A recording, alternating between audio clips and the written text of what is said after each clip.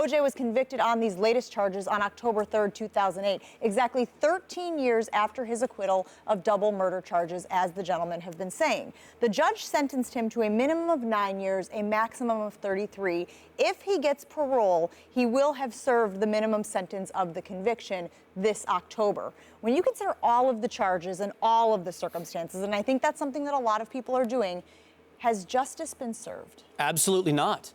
Justice has not been served. And even the things you point out, Jen, if they're true, if OJ's stay in jail has been less than hard, if it hasn't been a hardship, if it's been somehow easy, if he's gotten extra special treatment, and by all accounts I've read as well, is Loveland Prison in Nevada is one of the cushiest gigs you can get. I've read that it's been called a cruise ship with barbed wire, that they get all those amenities you talk about. There's ping pong tables, DVDs, cable television, whatever you want in this jail. If all that's true, it only adds to what we know happened in the 1990s as well, is no, justice was not served. Damon, you point out that legal system was followed. Now, I've said today, I hope I've made it very clear, you have to follow it. But that doesn't mean it's always right.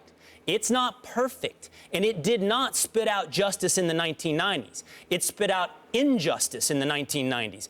Just because OJ was found not guilty does not mean he's innocent. The system spoke does not mean the system is right. That's not what it means. And people always point that out. Hey, look, man, the justice system said OJ's not guilty. It means he didn't do it. It doesn't mean that. It means he was not proven guilty. Beyond a reasonable doubt, mind you. It means he wasn't proven by our system. We put faith in the system, but that doesn't mean we have to accept the results as exact or right. OJ's a double murderer. Make no mistake about it. Justice was not served. Justice will not be served. That's something we all have to come to grips with. Well, I think if you're looking at it from just the pure legal perspective, take the moral aspect out of it. If you're looking at it from a pure legal perspective, I think it has been served. Now, moving forward, again, OJ, he has to if he's getting paroled, he has to deal with things on a couple different fronts. Number one, he's going to have to live the rest of his days with an anvil tied to him in regards to the case. Not only that, he still has to deal with the civil judgment, coming out for parole. So this whole thing where, okay, he's locked up, and if he gets out, then he's just going to be walking around and just living it up, playing golf, doing this and that.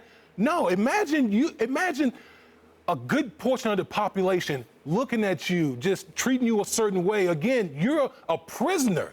You're a prisoner. You're free, but you're still a prisoner. Imagine how that weighs on you. And on top of that, the civil judgment you still have to deal with on the outside.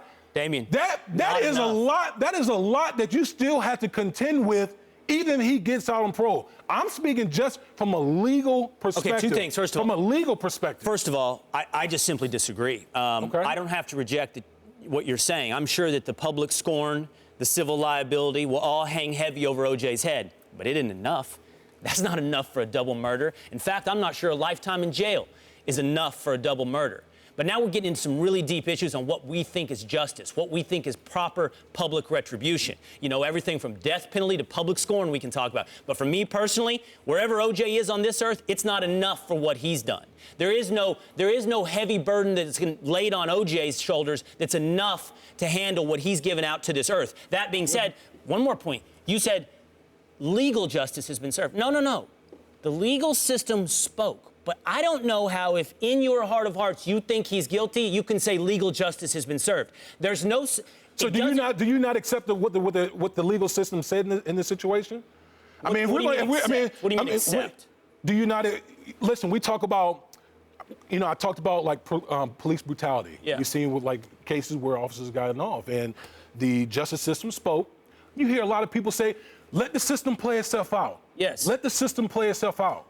The system played itself out. Again, I'm speaking from a legal perspective here. You're talking from a moral perspective. I'm just talking from legal perspective. Hey, listen, man, and I'm not talking. Morally, yeah. Listen, I can understand where you're coming from morally, but just strictly legally. Yeah. I feel like Okay. No. Listen, I'm going to talk about this in my final take today, but I come at this from a lawyer's perspective. I come at this from somebody who has faith and trust in the legal system, but I don't follow that blindly. I don't think it's perfect. I don't think because the system is the best one we have available means it never makes mistakes. All absolutely. I'm telling you is the legal system is better than the mob or the ruler. But let me tell you this, that legal system is chock full of flaws and spits out bad outcomes left and right. And the bad outcome it spit, and this one was OJ Simpson. If it put out the right outcome, OJ Simpson would at the very least be serving life in prison right now. That's proper legal justice. Moral is a whole nother question.